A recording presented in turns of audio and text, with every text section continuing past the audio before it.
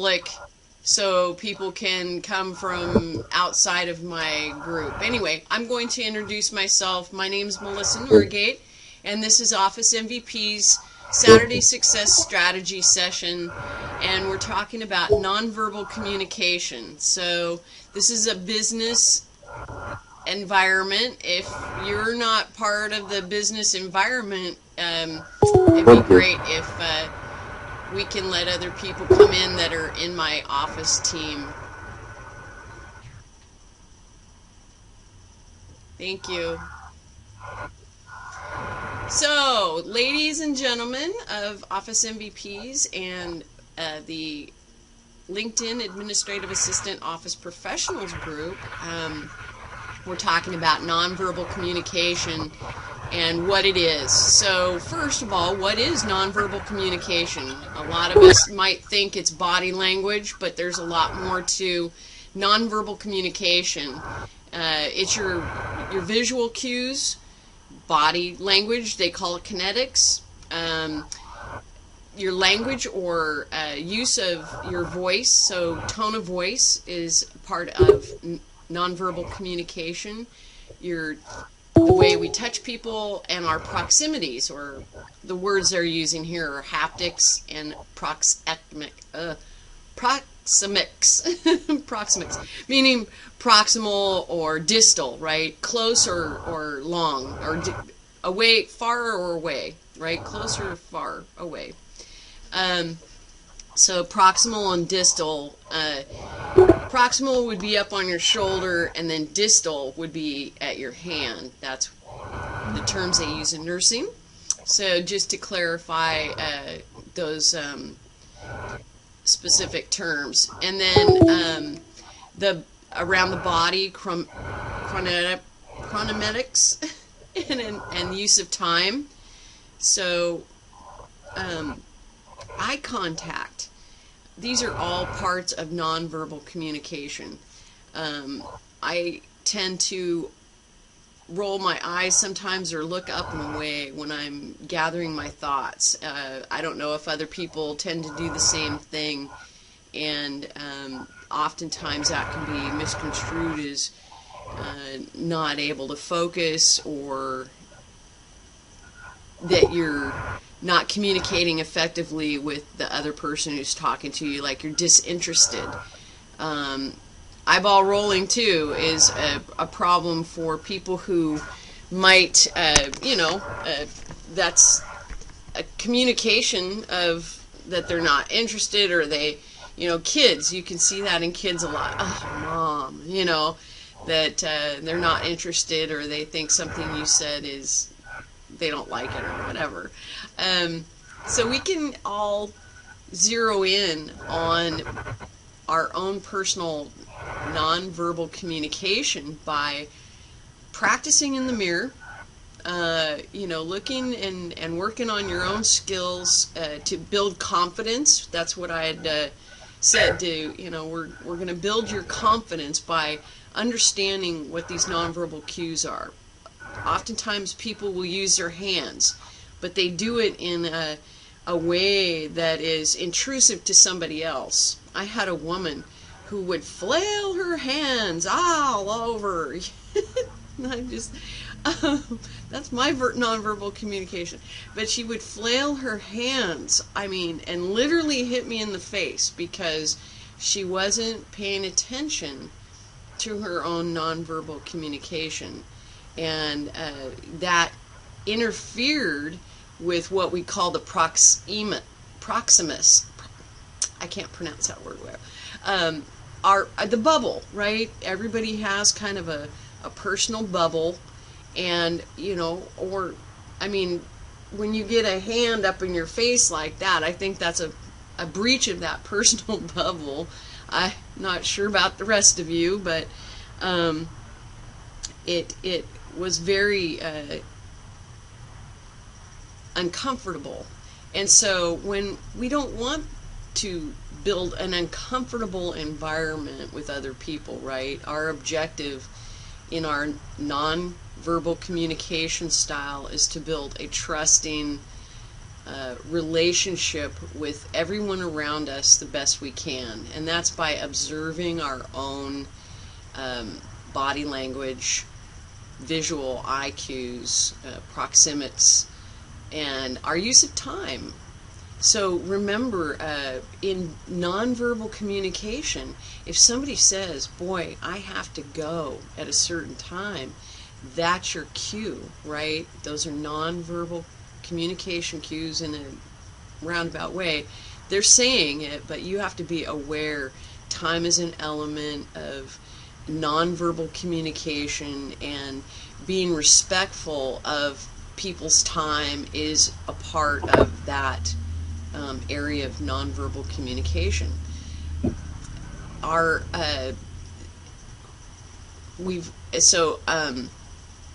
if you can, what are your cues to yourself? You might use a watch, right? It could have a little alarm on it. Say you're in an interview and you don't want the interview to go over time. You would want, if you had an alarm clock, or just put your watch out where you could see it, maybe your hands down in your lap or on the table where your watch is there. And then you can set a time limit as you're going through an interview or a meeting, and you are being very conscious of the time and your conversations. You can use that as your cue, right? Your nonverbal cue that you're going to move on to the next subject or keep the conversation moving through. If you're not practiced at it well, you could also sit down with some kind of PowerPoint slide or your own resume. We've talked a lot about doing mock interviewing. Let's say you're a person who has a hard time keeping track of time. Excuse me. And you practice by using your own watch, sitting down in front of your camera, whatever you have to utilize, maybe just a microphone, and tape record yourself as you go through. You could pretend like you're the interviewer and the yourself, and interview yourself based on your resume and using your watch. So again, these are simple ways for people to engage that observation of themselves. Practice with yourself on your camera and learn what it is you do perhaps in a situation, so that you can change some of those, become more aware of them, and then learn, what does that look like to the other person? Am I representing who I feel I am? How can I do that better? And then you build the confidence by practicing every day. You can practice in the mirror every day. What are my nonverbal communications? Am I flailing my hands? See, look at me. I'm expressive with my hands, but they're not flailing. And I tend to be in my meetings or my interviews, I place one hand on top of the other, since I am kind of an expressive person, and I just make sure that my hands, open up to points that I want to present. Those are areas that I've learned how to become more confident in.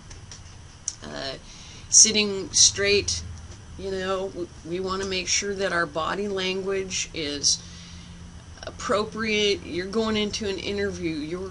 You're trying to present the best perception of yourself as possible to that hiring manager, that HR person, and you want to have your body, your shoulders straight. You don't need to, you want to be relaxed. You don't need to be stiff, but you want to show your poise. And so when you're going into a meeting, it shows that, okay, I'm alert, I'm oriented, I know what day and time it is, and I'm relaxed, I'm confident.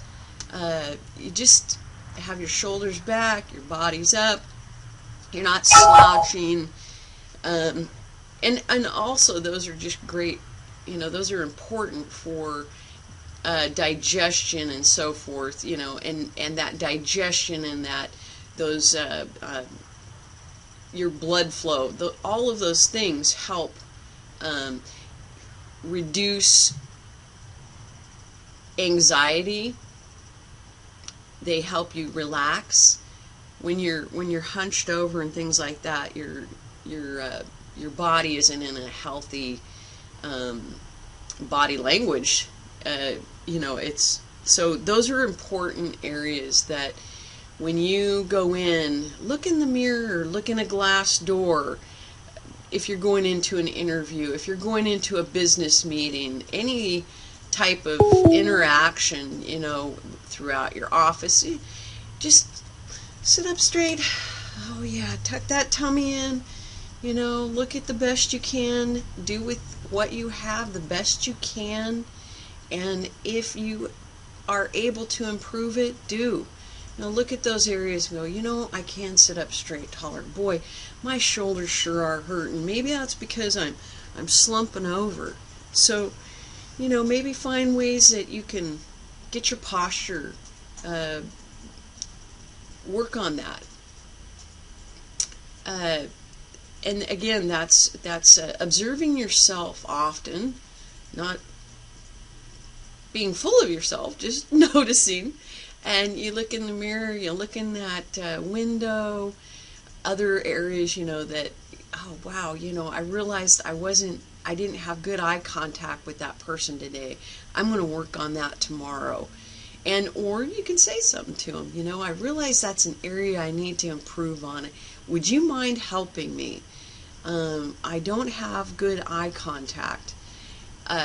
For me right now, I noticed that I don't have good eye contact because of the camera aspect of it, and I'm looking at two different screens in a sense, and so that observation pulls me away from, paying attention to the camera screen versus the screen on top. And I apologize.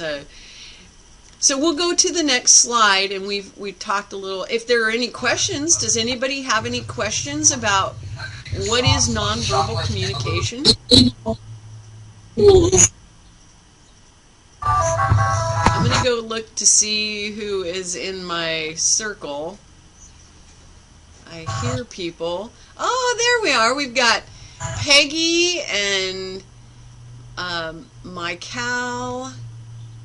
And I see a clock up there. I see a hand. And Veronica. Another hand. No, I'm just laughing. I'm like, oh, nonverbal communication. It's 12 o'clock somewhere.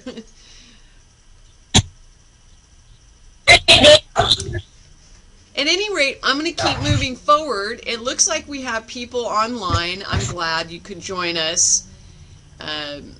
And we're talking about nonverbal communication and how to build confidence in yourself using different cues and being observant of yourself and others. Can everybody hear me well?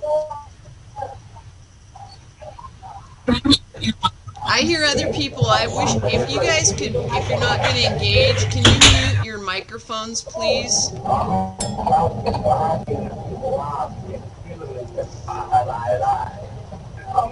Muted me. Okay.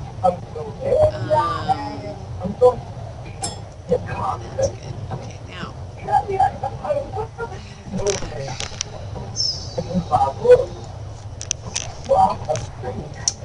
So we're working on nonverbal communication and building your confidence in yourself.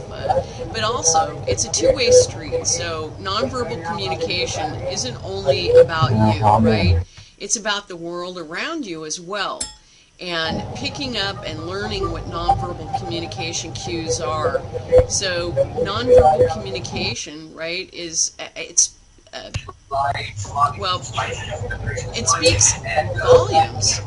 It's very difficult, and it is a skill and an art to learn the art of nonverbal communication. People's eyes, their eyebrows. We learn at a very young age many, many nuances about nonverbal communication. Babies can't speak, right?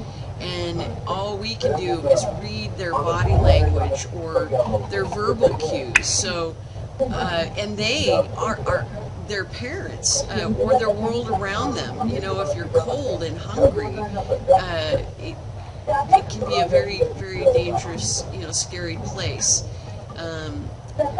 We would hope that each child is nurtured and able to find warmth and comfort and love. So, again, in different cultures, our verbal cues are not the same in each culture, and there are nuances and differences, and you can learn about that from some of the links that I've posted out on my PowerPoint slide, and I'll send them. I'll put the PowerPoint slide, I'll post it on the Google Hangout when I get finished. But there's areas that you can go research yourself and learn more about, because this is a gigantic, you know, it's just a large body of information that it's going to take more than 30 minutes or an hour. So that's your job, to go learn more about nonverbal communication, how our cultures differ, and some of those areas that what one culture considers a nonchalant meaning, another takes it as an insult. So where us Americans, we put our feet up on the table, you know, and everybody hangs out.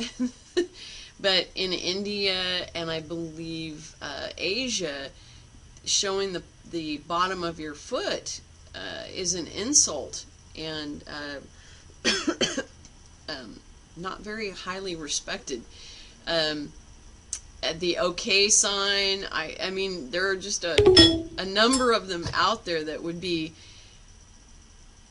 you want to be aware of as our geographic boundaries become closer and the lines less drawn. We are, have a multitude of diversity in our workplaces, and so being respectful and aware of different cultures, nuances, non-verbal communication is important, so you don't make a mistake, a faux pas, or insult somebody unintentionally, or they don't get insulted. So that's another area. Remember, it's a two-way street. I'm in America. This is how Americans are. They don't mean anything by it. So I shouldn't be insulted because I'm here in America. If I were going to India or some other country, I would say I need to be respectful of this country or this culture's nonverbal communication areas, and learn what those are so that you aren't an insulting individual in their country. And then also while they're here. So be a good hostess or host, and again, apply yourself, learn cultural differences so that you can be a better you can better represent yourself non-verbally. We'll go on to some body language. Let's go to some body language. Of course, body language speaks volumes, right? I just had mentioned about the bottoms of your feet up. It could be the palms. There are a lot of cultural areas, or people. It represents something to different cultures and countries for different things. The okay sign. I don't want to use those, but I'm American, so to us it's like A-okay. To somebody else it's not. So I apologize for that, but I'm using an example. So body language speaks a lot. So what can you learn instead of, let's go outside of ourselves now and talk about what we can observe in the world about somebody else through their body language. We look at their eyes and their facial expressions, right? If you have pain, in your eyes, maybe somebody's hurting. Joy, happy, they're crying but they're smiling, right? That's joy and happiness. Slumped over, maybe somebody's hurting, or they're showing pain and moving a lot. There's something wrong. Definitely, people, a crash, that would be obvious, right? We all know that. So these things that are also in your work environment, because that's what we're talking about. I mean, I'm focusing in on our work environment and what nonverbal communication, how it plays out in our work environment. Somebody may have a, facial expression, you want to get in touch with them, but they're busy, right? That's what I do. It's like, hello, I'm on the phone, I can't talk to you right now, you're interrupting me. We could get frustrated, and we think this is like common sense, that somebody should see that you're talking, you've got your headset on. When I'm not talking on the phone, because I'm often talking on the phone as my job as an administrative assistant, office professional, I definitely take the earphones off, and so I put them down around my neck so that my colleagues and my manager can see that I'm not on the phone. There are also you can get green and red lights for outside your office. So that's a signal, right? We talk about cues and signals. This is a nonverbal way to communicate and be confident. Maybe if you are on the phone in a conference call, you can put a sign up on your door. All nonverbal communication ways to again, not feel guilty, intimidated, or rude to people in your office, because you can't help but be on the phone. But you want to have the confidence to tell them, look, I am on the phone, this is important, so you guys will have to wait, send me an email, write a little note. Make it obvious to your teams that your calls are important, they are important. So they have other ways of getting in touch with you as you are functioning in the office. Today we have I am communicator, right? So there's a lot of ways to do that. And email. They can email you a message quickly. When will you be off the phone? Simple ways, right? Hand you a little sticky. When are you going to get off the phone? You can sign it back 30 minutes, I'll be done. And then, that way you are non-verbally communicating with your team in a consistent, respectful way and acknowledging them. And that is important because customer service is vital. So when you see your teams frustrated, or these are ways that you too, take initiative, hand them the note,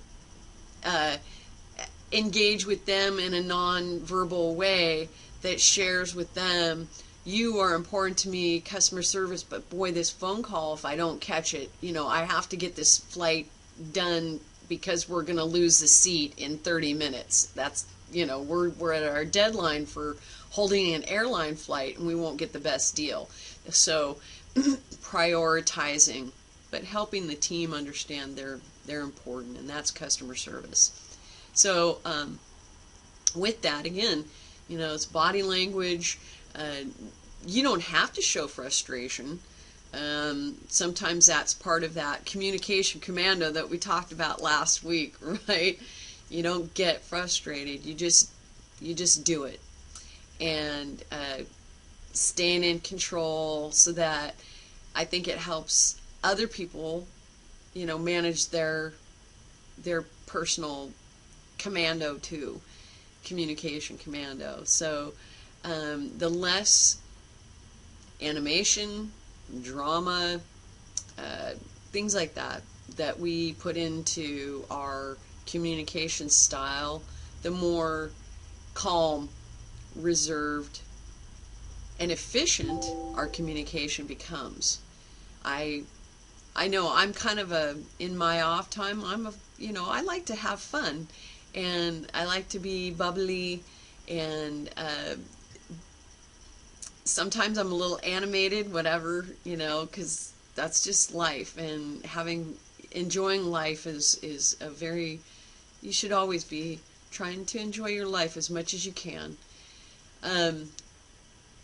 So let's go past a little bit of, the body language, but I ask, I don't know if you guys are able to post questions. I'm going to go back out now to the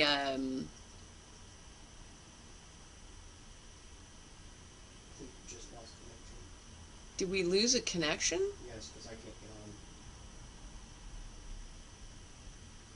on. Wi-Fi There it is. access. It's back. Why am I muted? Because you lost connection for a second.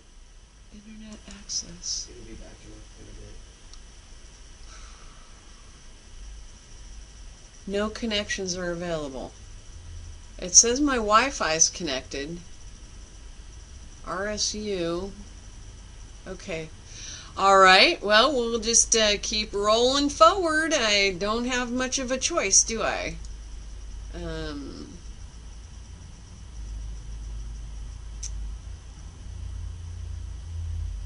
Okay. They might not be able to hear you. Well, I unmuted myself. So, okay, 10:25. Yep. Okay. Okay. You're in a video call. That's what it says. So that's good. So I know that the video call is still playing. I think we lost connection.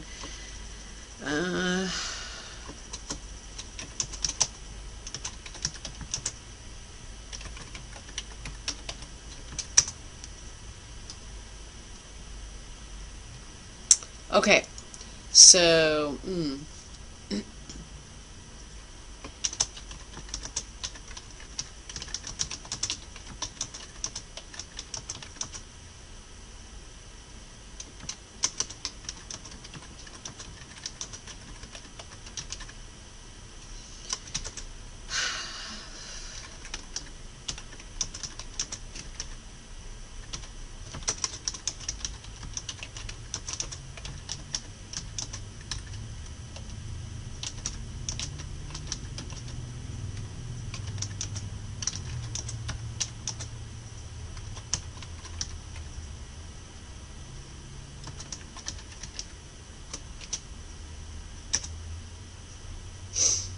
all right, so I'm going to continue forward.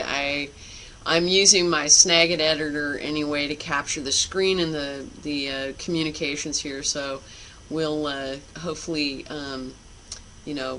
not lose any time, or this really great I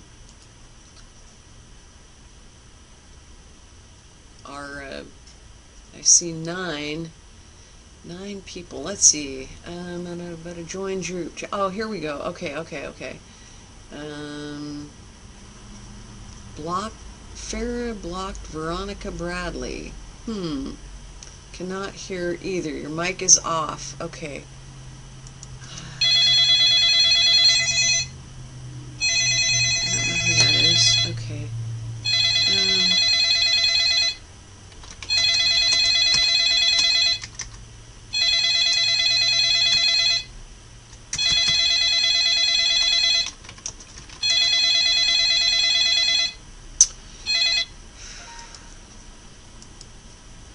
Oh, come on. See, now I get frustrated. You guys can see my frustration. I think technology frustrates me more than anything else. So you guys will, it's people don't frustrate me half as much as technology. Sometimes it's just slow, and if you're using the internet, it just doesn't catch up. It's not as smooth. So it is a tough gig. You got to stay in control and learn how to master the nuances of technology and internet, because it stops and goes. So here's I'm always laughing at myself because I'm a great example of the topics that I talk about. But I hope you guys also realize too that I'm a great example, because I'm trying to be on the positive side versus the negative side of communicating to other people. And this is how it should be in the office, right?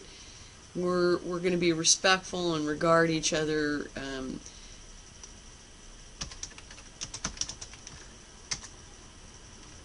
We're not going to, be drama queens and kings in the office. We're going to utilize our communication commando skills.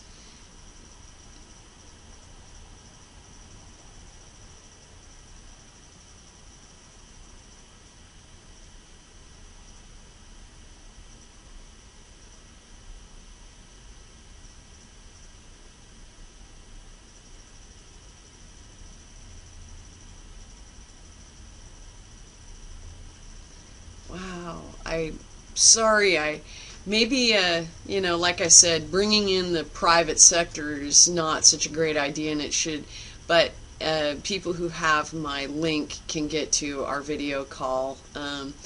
I see trouble out here with the private invite or public invites, and so I'm just kind of curious about how this all works. Again, we're new, it's only been like 3 or 4 months since I started the Google Hangouts, so I appreciate everybody's patience and our learning on the Google Hangout.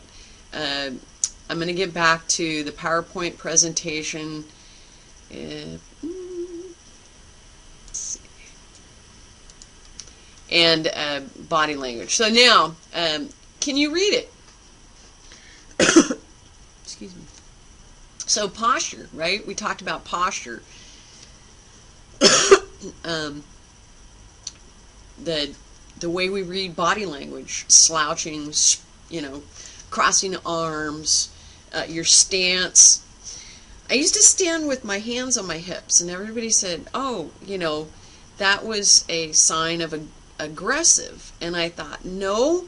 It's because I have injuries, and standing this way helps my posture realign itself. So I was always amazed at, I didn't, couldn't realize, it was like the Peter Pan stand, and I'm sure, yeah, that probably was interesting, but I would explain to them, no, it's just the fact that I have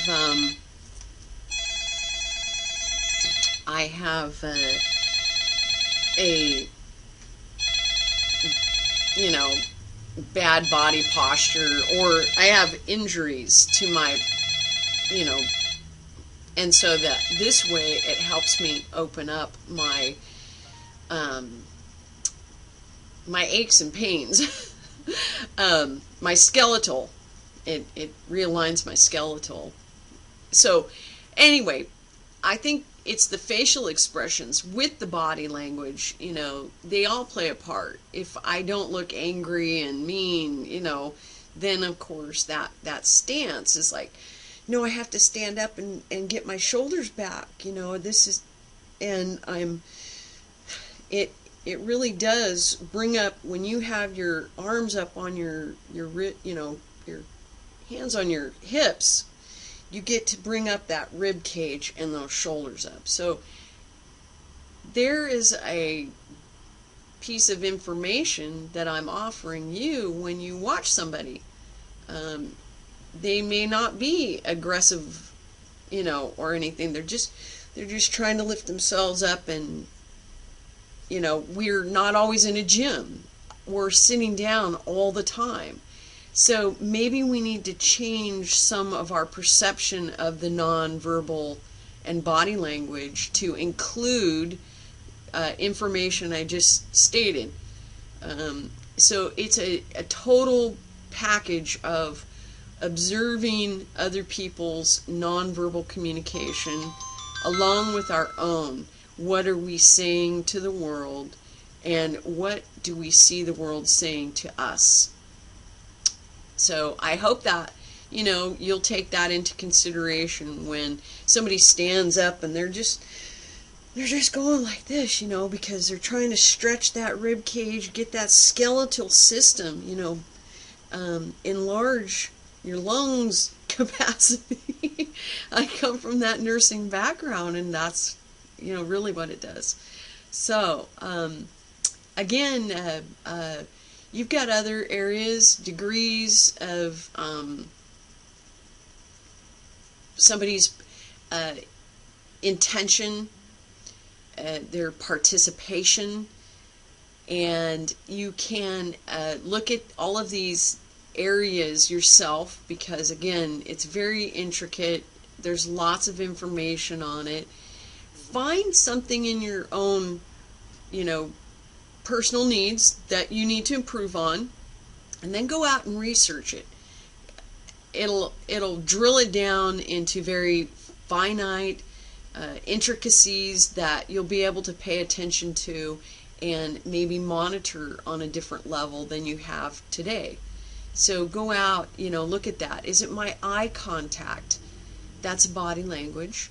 Am I diverting my eyes? Am I looking straight at the interviewer and talking to the person, or am I looking away like I'm disinterested and, oh, this is just so boring, oh my God.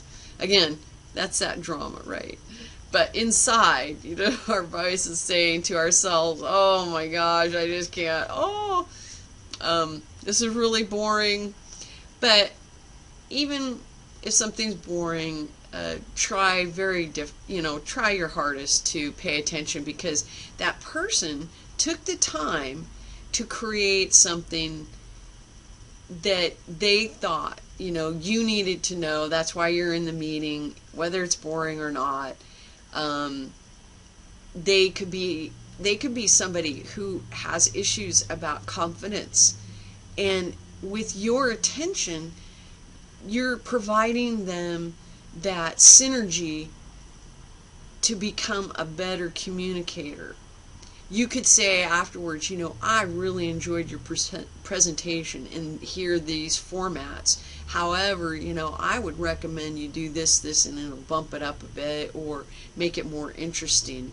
So, again, instead of constantly being negative about something just because it's not your way or how you think, offer a positive outlook towards it, and try to give positive feedback and then encouragement so they can better themselves.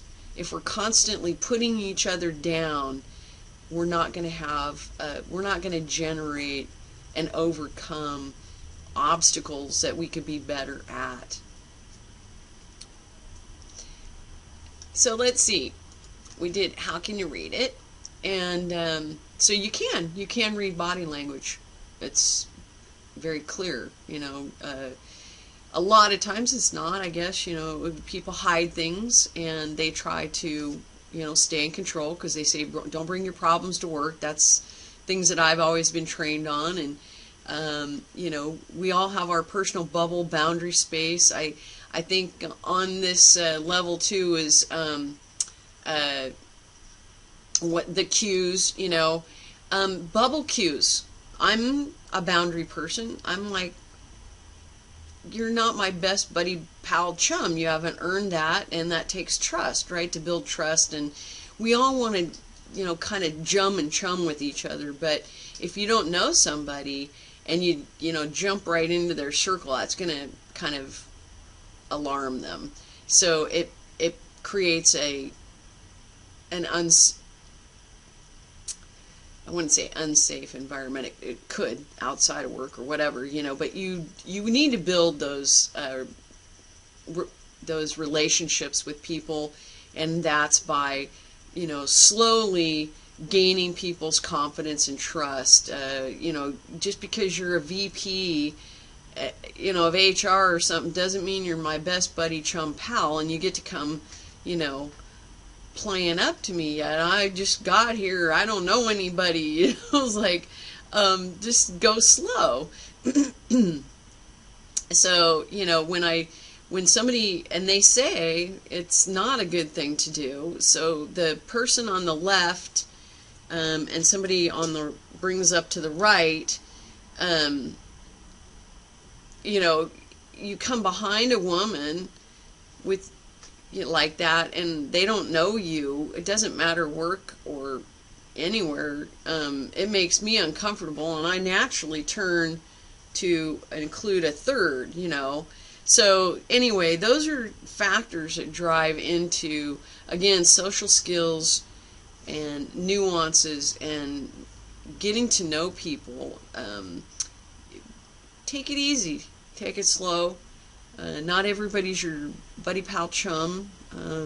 Some of us come with a little historic issues, and you have to accommodate for your relationships with other people, at work, at play, and at home. The young people in the world aren't your children. And so you can be nice and happy, but you don't go up and hug a little kid, that's somebody else's child. That would be very alarming. And so that, again, awareness of your surroundings, yourself, and others. So I have in my next slide, the you, me, them, us, and we. We are a world of people living together as individuals in a community. That's the world. No matter where you live. However, we are individuals, and therefore respecting the individual boundary is very vital and important. Otherwise you break, cardinal rules until you're given that permission to come in to somebody's bubble and circle. Then you've broken the rule. So be very conscientious. We're not all perfect at it. It takes time, learning, understanding. But the more you learn about what verbal and nonverbal communication is, what cues are, the better you will be at exacting those in a workplace. And then, that's what this comfort zone is, right? That comfort and bubble zone. We all have them. And some, they change over time. You might have been, again, somebody might have had a traumatic experience as a person, whatever, in their life, and you have to respect the fact that they may have turned away from you, but it didn't mean that they didn't like you or weren't respectful, but it was, you put them in an uncomfortable situation, and you need to be, just because you have an authoritarian, title, doesn't mean that gives you the right to infringe on somebody's bubble. So I hope that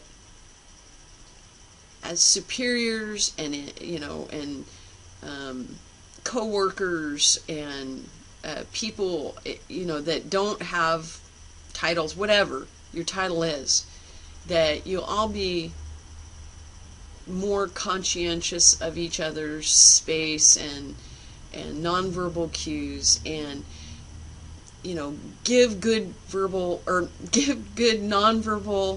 information to people so they can read you easier. Make clear, I'm really not feeling well today, but I'll be better tomorrow or in a couple days or something, that's helpful without being nasty. And then, being the receiver of that information, so, gosh, I can tell you're not really feeling well.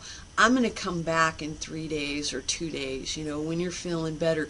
Let's go over this tomorrow. So, again, it's a two-way street. The more we're able to be positive reverberations on each other, the better, we're going to have communication in the workplace, at home, and at play, and hopefully a better world. Stop the drama, live a great life. And I hope you have a great day today. Thanks for listening. Also, don't forget to visit OfficeMVPs.com, pick up Communication Commando, our ebook, in our resources section. You have to subscribe. Some of the information is free, and other it's a subscription membership. But we have a lot of great resources out there, and I look forward to you visiting OfficeMVPs.com. And thanks for stopping in on our Saturday Success Strategy session. I look forward to next week. We'll have a new topic, and I'll look forward to offering that to you. Thanks again. Have a great day.